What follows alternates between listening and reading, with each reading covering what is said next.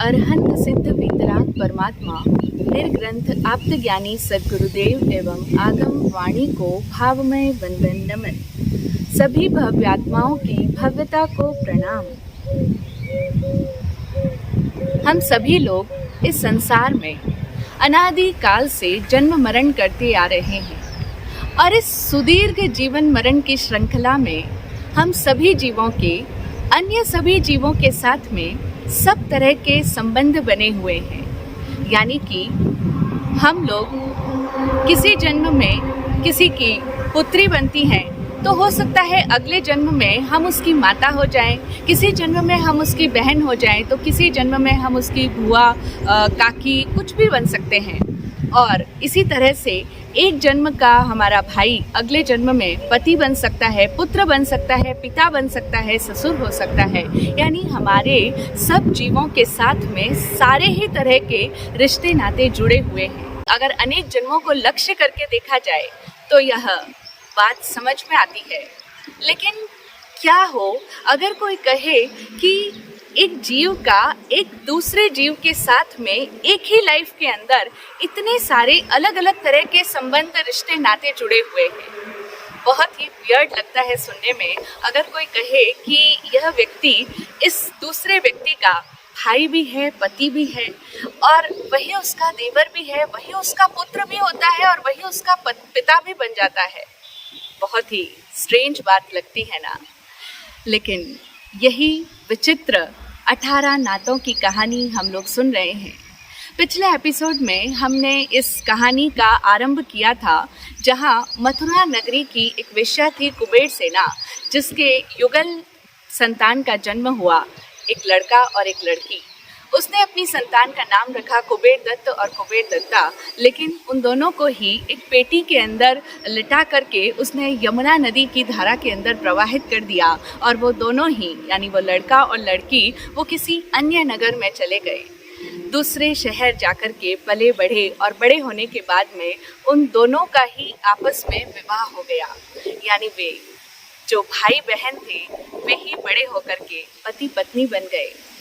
और जब उन दोनों को ही इस संबंध का पता लगा कि वास्तविकता में तो वे एक दूसरे के भाई बहन हैं, तो वे लज्जा और ग्लानि के मारे इतने अधिक अपने गिल्टी के अंदर चले गए कि जो युवक था, जो कुबेर दत्त था, उसने तो वह शहर ही छोड़ दिया और जो युवती थी कुबेर दत्ता, उसे किसी गुरु महाराज का सानिध्य मिला और उनकी सत्संग में जाकर के उनकी धर्मपूर्ण वाणी को सुन करके उसने संसार का त्याग कर दिया। अब कुबेर दत्ता साध्वी हो चुकी है, ज्ञान ध्यान स्वाध्याय के अंदर निरंतर रत रहती हैं। और इधर कुबेर दत्त उस शहर को छोड़ करके किसी अन्य शहर में चला गया था। इधर साध्वी कुबेर दत्ता धर्म ध्यान के अंदर निमग्न है और निरंतर ध्यान तप की साधना करते हुए उनके भीतर के कर्मों का आवरण शनै शनै क्षीण होता चला गया। साध्वी कुबेर दत्ता को अवधि ज्ञानावरण कर्म का क्षयोपशम हुआ और उन्हें अवधि ज्ञान प्रकट हुआ। अवधि ज्ञान के सहायता से एक व्यक्ति रूपी पदार्थों को बिना इंद्रियों और मन की सहायता से कुछ मर्यादित अवधि तक देख सकता है, इसीलिए इसका नाम अवधि ज्ञान है। यानी हम लोग जो पांचों इंद्रियों की सहायता से देखते जानते हैं, वह अवधि ज्ञान प्रकट होने पर व्यक्ति इंद्रियों और मन की सहायता के बिना भी कुछ सीमित दायरे तक को देख सकता है, जान सकता है। तो अवधि ज्ञान होने के पश्चात साध्वी कुबेर दत्ता का ध्यान अपने उस भाई की तरफ गया, यानी कुबेर दत्त की तरफ गया। और जब उसने कुबेर दत्त की तरफ उपयोग लगाया तो उसे ज्ञात हुआ कि उसका वह भाई, जो कि उसका पति भी रह चुका है, वह इस समय मथुरा नगरी में है और अपनी ही माता यानी वेश्या कुबेर सेना के साथ में भोग भोग रहा है। यूं तो आर्या कुबेर दत्ता ने ज्ञान ध्यान साधना के द्वारा अपने मन पर विजय प्राप्त कर ली थी। अपने मन में रहे हुए क्रोध, लोभ, क्षोभ आदि विकारों को उन्होंने शांत कर दिया था। लेकिन जैसे ही उन्होंने यह देखा कि उनका भाई और पति, जिसे पति भी कह सकते हैं, भाई तो है ही, वह कुबेर दत्त इस समय अपनी माता के साथ भोग भोग रहा है, तो वह इस अनर्थ को देख करके उनका हृदय दहल उठा और वे इस भारी अनर्थ को टालने के लिए छटपटाने लगी। उनका मन हुआ कि वे कुछ करें जिससे कि वो अनर्थ रुक जाए, वो घोर पाप होता हुआ रुक जाए, क्योंकि उनका वह भाई जो पति था वह इस पाप से बचने के लिए ही तो लज्जा और ग्लानि के साथ में शहर छोड़ करके गया था, लेकिन शहर छोड़ करके जाने के पश्चात वह और भी अधिक पाप के गर्त के अंदर गिर चुका था। तो साध्वी कुबेर दत्ता इस अनर्थ को दूर करने का प्रयास करने के बारे में सोचने लगी। उन्होंने अपनी गुरुवरिया से मथुरा नगरी की ओर विहार करने की अनुमति मांगी और आज्ञा मिलते ही वे मथुरा नगरी में जा पहुंची। मथुरा नगरी में पहुंचकर वे सीधा वेश्याओं के मोहल्ले में गई और कुबेर सेना वेश्या के पास जाकर के उससे उसके घर पर ठहरने की अनुमति मांगती है। वेश्या ने देखा एक साध्वी उसके द्वार पर आई है और उसके यहाँ पर ठहरने की अनुमति चाहती है, उसके यहाँ पर रुकना चाहती है। वेश्या ने साध्वी को देख करके कहा कि जैसा कि आप देख ही रही हैं, मेरा घर काफ़ी विस्तृत है और आपके यहाँ ठहरने से मुझे कोई आपत्ति नहीं है, लेकिन फिर भी आपको यह ध्यान रखना चाहिए कि मैं एक वेश्या हूँ और एक वेश्या का और एक साध्वी का आचार सर्वथा भिन्न प्रकार का होता है।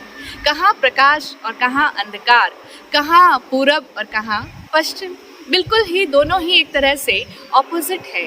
तो इसीलिए आपको यह बात ख्याल में रख लेनी चाहिए कि एक सती साध्वी का और एक वेश्या का संगम जैसे आँख का तेज मिर्ची के साथ में संगम हो जाए, उसी तरह का एक वेश्या और साध्वी का संगम होगा, जो कि कभी भी सुखद नहीं हो सकता है। आप इस बात पर विचार कर लीजिए। लेकिन फिर भी अगर आप यहीं ठहरना ही चाहती हैं तो खुशी से ठहरिए, मैं अनुमति देती हूँ, किंतु फिर भी आपको लोक व्यवहार का ध्यान रखना चाहिए। और लोक व्यवहार की दृष्टि से देखें तो आपका यहाँ ठहरना तो दूर रहा, आपका यहाँ खड़े रहना और मुझसे वार्तालाप करना भी उचित नहीं है, क्योंकि इस समय भले ही आप संयम साधना में सुदृढ़ हैं, मजबूत हैं, लेकिन फिर भी हमारा मन बड़ा चंचल होता है। वह कब किस तरह फिसल पड़ता है इसका कोई ठिकाना नहीं है। तो इसीलिए ऐसा ना हो कि यहाँ ठहरने से, मेरी जगह पर आकर के रुकने से आपकी संयम साधना में किसी भी तरह का विघ्न उपस्थित हो जाए, क्योंकि मेरे यहाँ पर तो तरह तरह के लोग आते हैं। पाप और वासना के कीटाणु पद पद पर मौजूद है। भोग विलास की कालिमा यहाँ हर पल छाई रहती है और मदिरा की मादक गंध यहाँ वातावरण में बहती रहती है। तो कहीं ऐसा ना हो कि विलास की कालिमा का कोई धब्बा आपको भी स्पर्श कर जाए और मदिरा की मादक गंध से कहीं आप बेभान ना बन जाए, वातावरण का कोई झोंका आपको अंतर तक छू ना जाए। वेश्या कुबेर सेना अपनी समझ के अनुरूप बड़ी ही समझदारी भरी बात उन साध्वी से कह रही है। वेश्या की ये बातें सुनकर के साध्वी कुबेर दत्ता ने स्वयं को टटोला, अपने अंतर में झांका और वे मन ही मन सोचने लगी कि मैंने अपने मन को संयम साधना के द्वारा सुमेरु पर्वत के समान अचल और अटल बना लिया है। अब किसी भी तरह की विलास की कालिमा मुझे डिगा नहीं सकती है और मैंने अपने मन को आकाश की भांति, आसमान की भांति निर्मल कर दिया है। जिस तरह आसमान स्वच्छ और निर्मल होता है और आसमान पे कोई भी तरह की कालिमा अपना रंग नहीं चढ़ा सकती है, उसी तरह से पाप की यह कालिमा मुझ पर अपना असर नहीं दिखा सकती है। मेरी आत्मा सूर्य के समान प्रकाशमयी है। जिस तरह सूर्य को कोई भी अंधकार बाधित नहीं कर सकता है, क्या भला अंधकार कभी सूर्य को ढक पाया है, रोक पाया है? नहीं, बल्कि सूर्य ही तो अंधकार का नाश करता है। उसी तरह से मेरा यह आत्मा जो सूर्य के समान प्रतापी है, तेजस्वी है, वह आत्मा इस पाप तिमिर से आच्छादित नहीं होगा, बल्कि मेरी आत्मा के तेज से ही इस पाप का विनाश संभव है, विनाश हो पाएगा। और इसी कारण तो मैं यहाँ पर आई हूँ। वो उस अनर्थ को नष्ट करने के उद्देश्य को लेकर के ही तो वहाँ पर आई थी। तो वे सोचती है कि मेरे इस आगमन का उद्देश्य भी तभी सफल होगा जबकि मैं यहाँ पर ही ठहरूंगी।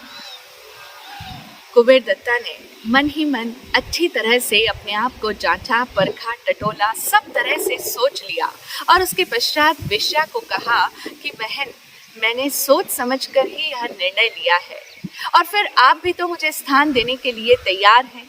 मुझे और कुछ नहीं चाहिए, बस मुझे तो एक छोटी सी कोठरी दे दीजिए, मेरे लिए इतना ही पर्याप्त होगा। मैं तो यहीं पर ठहरना चाहती हूँ। और फिर यदि मुझे अपने आप पर किसी भी तरह का संशय न हो, यदि हमारा हृदय निर्दोष हो, तो हमें लोक व्यवहार की चिंता करने की कोई आवश्यकता नहीं है। अगर हमारा हृदय निर्दोष है तो हमें लोक निंदा की चिंता करना निरर्थक ही होगा हमारे लिए।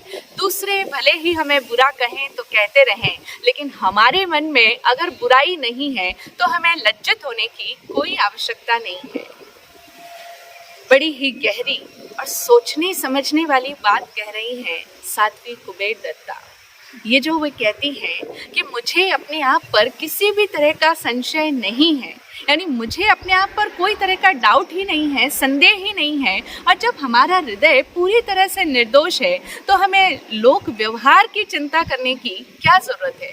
लोक निंदा का भय तो उसे ही होता है जो स्वयं अपने आप के प्रति अभी संदेह से युक्त है। जनरली हम सभी लोग, एक आम इंसान अपना कोई भी व्यवहार करता है, हम कोई भी आचरण करते हैं तो सोचते हैं कि लोग क्या कहेंगे। यानी कि एक आम इंसान का हर बिहेवियर लोग क्या कहेंगे इस सोच से प्रभावित होकर के ही होता है कि कहीं मैं कोई ऐसा काम ना कर दूं जिससे लोगों के बीच में, समाज के बीच में मेरी बेइज्जती हो जाए, कहीं लोग मुझे बदनाम ना कर दें, कहीं समाज में मेरा नाम खराब ना हो जाए, लोग क्या कहेंगे। इस सोच से प्रभावित होकर के ही व्यक्तियों का आचरण बनता है, उनका व्यवहार तय होता है। लेकिन एक साधक के अपेक्षा से अगर देखें तो एक साधक को लोग क्या कहेंगे ये सोचने की आवश्यकता नहीं है। और उनका कोई भी व्यवहार, एक साधक का व्यवहार कभी भी लोक व्यवहार को सोच करके नहीं किया जाना चाहिए, ऐसा आचरण सूत्र में स्पष्टतया निर्देशित है। आचरण सूत्र का एक सूत्र है, विदिता लोगम वंता लोग सन्नम। वहाँ साधक को निर्देश दिया गया है कि हे साधक, तुम लोक को जानो, लोक व्यवहार को जानो, और वंता लोग सन्नम, लोक को जानो, लोक व्यवहार को जानो, लेकिन लोक संज्ञा का त्याग करो। लोक संज्ञा का मतलब होता है कि लोग क्या कहेंगे। मैं ऐसा काम करूं जिससे लोग मुझे सराहे, जिससे लोगों के बीच में मेरी रेपुटेशन हो, मेरी प्रतिष्ठा हो, मेरा यश हो, मान हो, मेरा आदर हो, सम्मान हो। अथवा मैं कहीं ऐसा काम ना कर दूं कि जिससे लोगों को बुरा लग जाए, लोग जिस काम को बुरा समझते हो वो मैं ना करूं। तो एक साधक लोक संज्ञा का ख्याल करके अपना आचरण तय नहीं करता है, क्योंकि साधक वही है जो बाहर लोगों की सोच से प्रभावित होकर के नहीं जीता, बल्कि वह तो निरंतर अपने भीतर जागृत है। निरंतर वह स्वयं को अपनी अंतर में देख रहा है, उसके भीतर की आंख खुली है, जागृत है, और वह अपने आप का निरीक्षण कर रहा है, हर पल अपने आप को देख रहा है, ऑब्जर्व कर रहा है, और अपने भीतर के दोषों को निकालने के लिए सतत प्रयत्नशील है। हर क्षण वो अपने आप को शुद्ध कर रहा है। तो जिसकी दृष्टि सतत अपने अंतर पे लगी हुई है, उसे बाहर से सर्टिफाई या डिस्क्वालीफाई होने के लिए देखने की ज़रूरत नहीं पड़ती है। तो ये जो साध्वी जी कह रही हैं कि यदि हमारा हृदय निर्दोष है तो हमें लोक व्यवहार की चिंता करना की कोई आवश्यकता नहीं है। योगी राज मांडोली वाले परम पूज्य गुरुदेव श्री विजय शांति सुरेश्वर जी गुरुदेव फरमाया करते थे, नन्नथ वर्णा मुनि नन्नथ वर्णा चोरे अप्पा अपम विजानाति जेवा उत्तम नाणिनो। इस गाथा का अर्थ होता है कि नन्नत्थ वैणा मुनि नन्नत्थ वैणा चोरे, यानी किसी के कहने से कोई मुनि नहीं हो जाता और किसी के कहने से कोई चोर नहीं हो जाता है। अप्पा अपम विजानाति जेवा उत्तम नाणिनो, जो उत्तम ज्ञानी है, जो ज्ञान मार्ग पर सतत साधनाशील है, जो साधक है, ज्ञान मार्ग का अवलंबन लेकर के जी रहे हैं, निरंतर अपने आप को शुद्ध कर रहे हैं, अपने भीतर से दोषों को निकालने की साधना कर रहे हैं, वह साधक अपने आप को अपने ही भीतर से जानता है। उसे किसी के कहने से वह मुनि नहीं होता और किसी के कहने से वह चोर नहीं हो जाता है। तो साधक के लिए जो सूत्र निर्देश देता है, जो भगवान की आज्ञा है कि आपको दूसरों की सम्मति लेने की आवश्यकता नहीं है। हाँ, एक साधारण और कम सत्व वाले व्यक्ति के लिए लोक व्यवहार का ध्यान रखना अनिवार्य हो सकता है। किसी हद तक उसके लिए यह उपयुक्त भी होगा, क्योंकि हो सकता है कि वह लोगों का सोच करके कोई बुरा काम करने से बच जाए, कोई पाप करता हो लेकिन लोग क्या कहेंगे इस सोच से वह डर जाए, लोक निंदा के भय से वह कोई अपराध करने से रुक जाएगा, सामाजिक दृष्टि से कोई भी गलत कार्य, दुष्कार्य या आपराधिक प्रवृत्ति में लिप्त नहीं होगा। तो किसी हद तक उसके लिए यह लोक व्यवहार का ध्यान रखना उचित हो सकता है, लेकिन साधक के लिए इस बात को सोचना ही निरर्थक है, लोक व्यवहार की चिंता करना ही व्यर्थ है। और जब हमारे अंदर बुराई नहीं है तो हमें लज्जित होने की भी कोई आवश्यकता नहीं है। साधक को लोगों के भय से लज्जित नहीं होना है। साध्वी कुबेर दत्ता बिल्कुल ही गहराई की बात कह रही हैं और वो स्वयं के प्रति हर क्षण सजग है, अप्रमत्त है, इसीलिए वे ऐसी बात भी कह पाई हैं। लेकिन अब साध्वी का यह दृढ़ निश्चय देख करके और यह बात सुन करके अब वेश्या कुबेर सेना हैरान परेशान। वेश्या कुबेर सेना साध्वी के इस दृढ़ निश्चय को देख करके पेशोपेश में पड़ गई और साध्वी का यह तेज और साहस देख करके वेश्या के मन में यह ख्याल आने लगा कि कहीं यह साध्वी मेरे यहाँ ठहर कर हमारे लिए आफत ना बन बैठे, कहीं इसके कारण से मेरी आजीविका को धक्का ना पहुँच जाए। अब एक साध्वी के कारण से वेश्या की आजीविका को कैसे नुकसान पहुँच सकता है भला? पहुँच सकता है। वेश्या सही सोच रही है। कुबेर सेना सोच रही है अपने मन में कि इस साध्वी के यहाँ उपस्थित होने की वजह से कई ऐसे लोग हैं जो समाज के अंदर तो अपनी साफ स्वच्छ छवि रखते हैं, लेकिन गुप्त रूप से मेरे पास में भी आते हैं।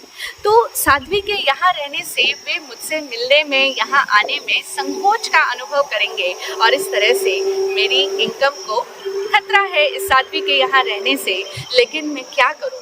मैंने इसको वायदा भी कर दिया है, मैंने पहले ही बोल दिया कि मेरी अनुमति है, तो अब अगर मैं मना करती हूँ तो ना जाने उसका क्या परिणाम हो जाएगा। हम देखें, हमारे यहाँ पर प्राचीन समय से एक मान्यता है कि कभी भी किसी साधु संत को, फकीर महात्मा को, किसी तपस्वी को गुस्सा मत दिलाओ। अगर वो हम पर क्रोधित हो जाते हैं, कुपित हो जाते हैं, तो हमें शाप दे देंगे। यानी कि एक आम मानसिकता ऐसी बनी हुई है कि अगर आप किसी साधु को, तपस्वी को, फकीर को, महात्मा को अगर नाराज कर देते हैं तो उनका शाप मिल जाएगा। तो यह शाप का भय, ये आम मानसिकता उस वेश्या के मन में भी थी। तो वेश्या यही सोच रही है कि अब अगर मैं मना करती हूँ इस साध्वी को यहाँ ठहरने का, तो ना जाने इसका क्या परिणाम होगा। लेकिन वेश्या है, चालाक है, चतुर है, उसने कोई अन्य युक्ति निकाल दी कि जिससे वो साध्वी को वहाँ ठहरने ना दे, यानी जिससे साध्वी स्वयं ही वहाँ ठहरने से मना कर दे। तो उसने उसका कोई दूसरा उपाय ढूंढा और अब वह साध्वी से कहती है, देखो साध्वी जी, मैं तो आपके भले के लिए ही कह रही हूँ, आप एक बार पुनर्विचार कर लीजिए, क्योंकि ये तो निश्चित है कि आपके यहाँ, वेश्या के यहाँ पर ठहरने से आपकी समाज में घोर निंदा होगी। और फिर इसके अतिरिक्त एक बात और भी है, वह बात ऐसी है कि अगर आप यहाँ ठहरना ही चाहती हैं तो आपको मेरा एक छोटा बालक है, उस बालक को खिलाना पड़ेगा, उस बालक को आपको संभालना पड़ेगा जब तक आप यहाँ पर ठहरती हैं।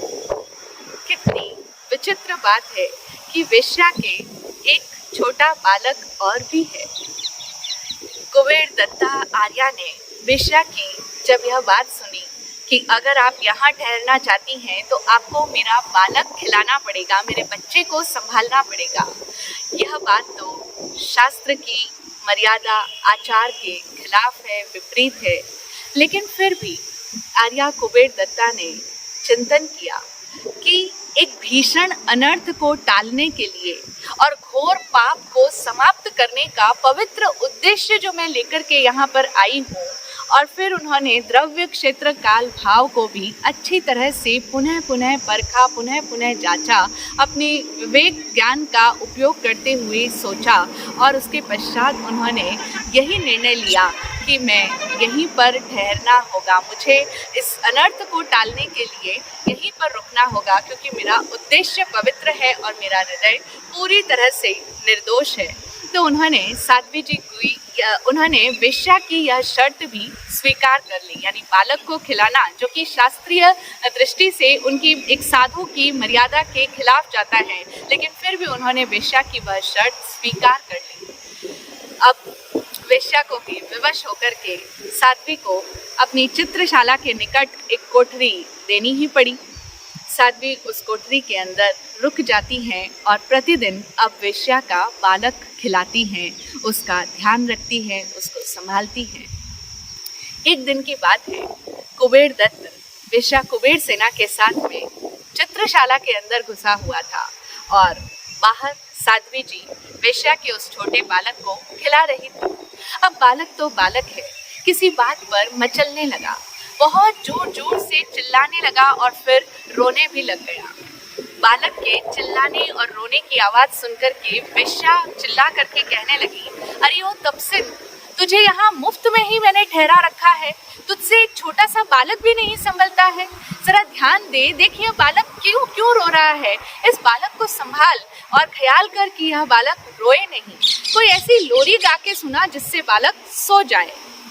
वेश्या की ये फटकार सुनकर के साध्वी कुबेर दत्ता उस बालक को लोरी गाकर के सुलाने का प्रयत्न करने लगी। हाँ, उस बालक को तो वो सुलाने का प्रयत्न कर रही थी, लेकिन उस बालक के माता पिता को मोह नींद से जगाने की कोशिश कर रही थी। लोरी गाने के बहाने साध्वी कुबेर दत्ता ने 18 नाते का गीत गाना प्रारंभ कर दिया और साध्वी जी के स्वर में एक ऐसा अद्भुत आकर्षण था कि उनके स्वरों को अंदर बैठे कुबेर दत्त और कुबेर सेना का भी ध्यान उनके स्वरों की ओर खींचता चला गया और वे भी उस साध्वी के उस गीत को सुनने लगे। वो जो गीत सुन रहे थे, उस गीत का आशय कुछ इस प्रकार से था कि साध्वी जी उस बालक से कहती है, लोरी गाकर के सुना रही है और उसमें वो उससे कहती है कि हे बालक, तू रो मत, तू चुपचाप सो जा, क्योंकि तेरा और मेरा संबंध बहुत गाढ़ है, प्रगाढ़ संबंध है तेरा और मेरा तो, और तेरे और मेरे साथ में, तेरे मेरे बीच में बहुत सारे नाते भी हैं। हम तो एक दूसरे के बहुत सारे रिश्तों में बंधे हुए हैं। कैसे बंधे हुए हैं, हमारे कितने सारे रिश्ते नाते हैं बताऊं तुझे। देख, पहले नाते से तू मेरा भाई है, क्योंकि तेरी और मेरी माता एक है। तेरी और मेरी माता एक कौन है? वेश्या कुबेर सेना। वही उस बालक की भी माता है और वही साध्वी कुबेर दत्ता की भी माता है। तो साध्वी जी कहती हैं कि पहले नाते से तू मेरा भाई हुआ, क्योंकि तेरी और मेरी माता एक है। दूसरे नाते से तू मेरा देवर हुआ, क्योंकि मेरा जो पति है वह मेरे पति का तू छोटा भाई है, इसीलिए दूसरे नाते से तू मेरा देवर होता है। तीसरे नाते से तू मेरा पुत्र है, क्योंकि तू कुबेर सेना का पुत्र है और कुबेर सेना मेरी सौत है, तो सौत का लड़का मेरा भी लड़का हुआ। चौथे नाते से मैं तेरी बुआ हूँ और तू मेरा भतीजा है, क्योंकि तेरा पिता मेरा भाई है। तेरा पिता यानी कुबेर दत्त, और वह कुबेर दत्त मेरा भाई है, मैं उसकी बहन हूँ, इसीलिए मैं तेरी बुआ हूँ और तू मेरा भतीजा है। पांचवें नाते से मैं तेरी दादी हूँ और तू मेरा पोता है, क्योंकि तेरा पिता कुबेर सेना का बेटा है और मैं कुबेर सेना की सौत हूँ। कुबेर सेना का लड़का उसकी सौत का यानी मेरा भी लड़का हुआ और तू लड़के का लड़का है, इसीलिए मैं तेरी दादी हुई और तू मेरा पोता हुआ। इतना ही नहीं, छठा नाता और भी है तेरे साथ में मेरा। छठे नाते से मैं तेरी भतीजी हूँ और तू मेरा काका है। कैसे हुआ भला? वह ऐसे हुआ क्योंकि कुबेर सेना का पति होने के कारण कुबेर दत्त मेरा पिता हुआ और तू कुबेर दत्त का छोटा भाई है, इसीलिए तू मेरा काका और मैं तेरी भतीजी। साध्वी के मुंह से यह विचित्र तरह का गीत सुनकर के कुबेर दत्त आग बबूला हो गया। वह तुरंत बाहर निकल करके आया और भड़क करके कहने लगा कि रे साध्वी, तू कुछ ज्यादा ही बन रही है। इस बालक के साथ में न जाने कैसे कैसे विचित्र तरह के संबंध जोड़ रही है। कभी तू इसे कहती है कि तू उसकी दादी है, कभी ये तेरा देवर है, कभी ये तेरा काका है। ऐसे विचित्र तरह के संबंध भला इस बच्चे के साथ में तू क्यों जोड़ रही है? तेरी ये हिम्मत? इस पर साध्वी कुबेर दत्ता ने कहा कि इतना क्रोध करने से क्या लाभ है? आप यह बात शांति से भी तो कह सकते हैं। जो बात बिना क्रोध के भी कही जा सकती है, उसे कहने के लिए इतने अधिक क्रोध करने की भला क्या आवश्यकता है? और मैं बालक से जो कह रही हूँ उसमें असत्य क्या है? एक साध्वी कभी असत्य भाषण नहीं करती, यह तुम्हें मालूम है या नहीं है? इस पर कुबेर दत्त कहने लगा, अगर साध्वियां तेरे जैसी ही होती है तब तो फिर भगवान साध्वियों से बचाए। न जाने कब से अनशन बिना सिर पैर की बातें किए जा रही है और फिर उस पर भी ये दावा करती है कि मैं साध्वी हूँ और इसीलिए सत्य बोल रही हूँ। कुबेर दत्ता आर्या कुबेर दत्त की इस उग्र बात का भी बड़े ही शांतिपूर्ण ढंग से जवाब देते हुए कहती है कि अगर तुम कोई बात भूल जाओ और वह बात मुझे याद रहे और उसे मैं सुनाऊं, तो क्या वह सिर्फ इसीलिए असत्य हो जाती है कि तुम्हें उसका स्मरण नहीं है? यह सुनते ही तो कुबेर दत्त और भी ज्यादा भड़क गया और भड़क करके कहने लगा कि मैंने तो तुझे आज से पहले कभी देखा तक नहीं है, फिर वह कौन सी बात है कि जो मैं भूल गया और तुझे याद रही? पहेलियां मत बुझा, साफ साफ बता तू कहना क्या चाहती है? कुबेर दत्ता आर्या ने कहा, बस यही तो बात है, तुम हर एक बात को भूल जाते हो और मुझे झूठी ठहराते हो। तुम कहते हो कि तुम मुझे जानते भी नहीं हो, तुमने मुझे आज से पहले कभी देखा तक नहीं है। कैसे भुलक्कड़ स्वभाव के हो तुम। अब तो कुबेर दत्त से रुका नहीं गया। उसने कहा, तो इतनी देर से अपनी बातों का जाल फैला रही है, बता तेरा मेरा नाता क्या है आखिर? कुबेर दत्त की यह बात सुनकर के कुबेर दत्ता कहने लगी, नाते की बात करते हो तो हमारे बहुत सारे नाते हैं और एक नहीं दो नहीं, जैसे इस बालक के साथ मैंने 6 नाते गिनाए हैं, ऐसे ही तुम्हारे साथ भी मेरे 6 नाते हैं। कहो तो गिनाऊं? कुबेर दत्त कहने लगा, हाँ बता, तेरा और मेरा भला क्या नाता हो सकता है? और तू मेरी कहाँ की रिश्तेदार बन करके आई? तू मेरी कोई नातेदारी नहीं लगती। अगर सच होगा तो मैं भी सुनना चाहता हूँ। बता भला मेरा तेरे साथ में क्या नाता हो सकता है? अब कुबेर दत्ता आर्या कुबेर दत्त के साथ में उसके कौन से नाते हैं, कितने तरह के नाते हैं, वो सब नाते उसे सुनाने लगी। हम भी सुनेंगे, लेकिन आज नहीं, समय आने पर। आज इतना ही। ओम शांति, ओम शांति।